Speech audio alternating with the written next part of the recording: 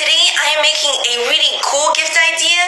It may look just like a box from the outside, but once you open it up, everything just jumps open and hopefully whoever you give it to will be totally surprised. I know I would be.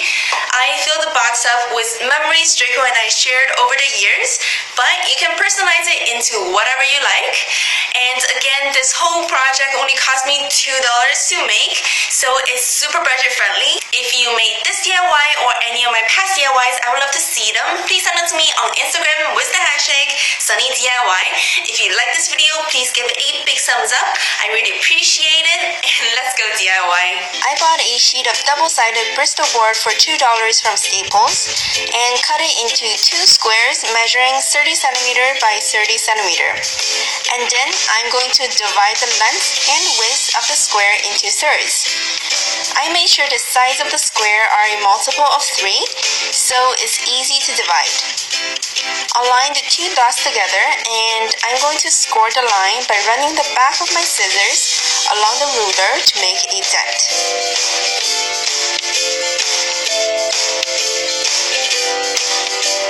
Turn it to the other side and do the same thing.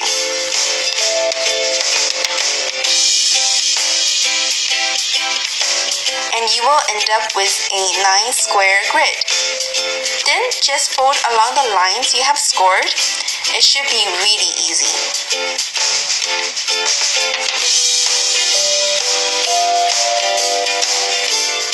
Also, go ahead and run the back of your scissors diagonally across the 4 squares in the corners. And again, fold along the dent for all 4 squares. And once you fold it up, you get a little box. We're not going to glue it up though. Instead, we're going to draw heart shapes on the 4 corner squares. Only draw the top part of the heart shape like I'm doing, and go ahead and cut out the excess.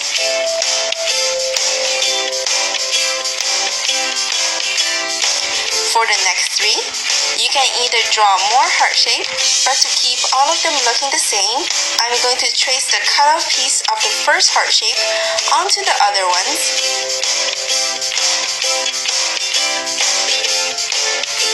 Once that's done, keep it to the side. Grab the second square sheet you have and do the same thing to divide it into 9 squares. But this time, instead of keeping 4 corner squares, I drew a little flap onto them and go ahead and cut off the excess.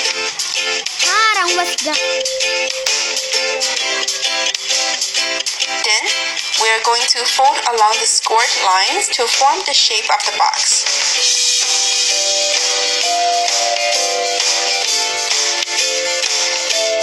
And apply glue to the 4 flaps to stick the sides together.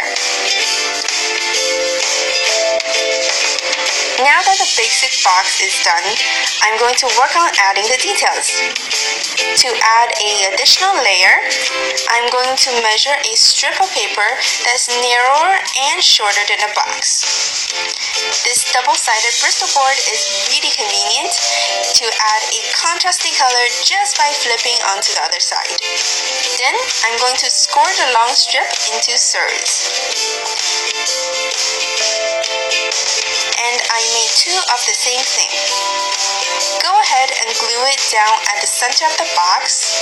At this point, you can do whatever you want for decoration, but here are a few tips.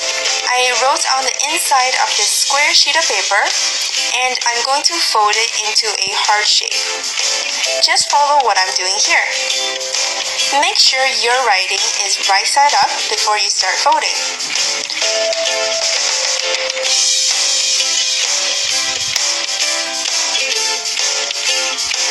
Only apply glue to the tip section of the heart shape and firmly press it onto the box. To read the message, simply open up the origami. To make a quick envelope, take a square sheet of paper and fold in the 4 corners. You can cut off any overlapping sections to keep the whole thing flat. Then glue it in place. last little tip is to make these framed sheets. Take a sheet of paper with a pattern you like, flip it to the back, and simply fold in at the four sides. Glue it down, and if you want to make it really clean looking, cut the four corners on a diagonal. Personalize the whole thing with messages or pictures. I actually got this idea of doing a pop-up Pikachu from a viewer. I hope you're okay with me taking your idea because Draco also really loves Pokemon.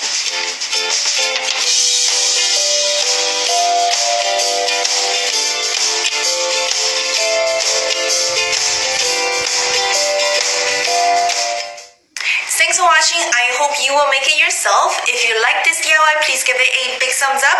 If you want to see more DIYs from me every Thursday,